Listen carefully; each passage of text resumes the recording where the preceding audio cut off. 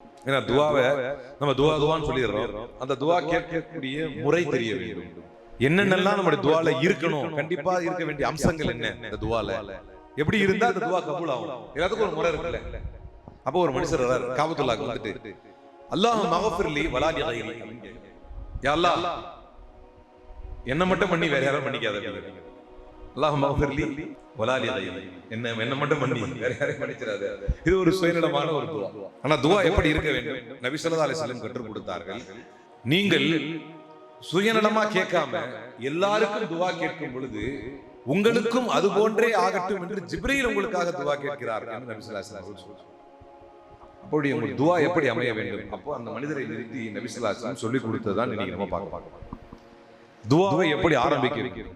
இதா தஆ அப்து, ஒரு மனிதன் துவாவை கேட்க ஆரம்பித்தால் ஃபல்யஹ்மிதில்லாஹ அலா மா ஹுவ அஹ்லுஹு, அல்லாஹ்வுக்கு உண்டான பல நன்மையான பண்புகள் இருக்குல்ல.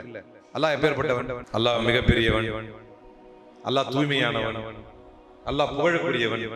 இதுல ஏதாவது ஒண்ணு ஃபர்ஸ்ட் சொல்லுங்க நாங்க ரசூலுல்லாஹ். அதனால தான் நம்ம என்ன செய்றோம், துவால கையை தூக்குன உடனே என்னன்னு சொல்லி ஆரம்பிக்கிறோம், அல்ஹம்துலில்லாஹ் அப்படின்னு ஆரம்பிக்கிறோம்ல. அதோட ரீசன் என்னன்னா அது ஹதீஸ்ல இருக்கு.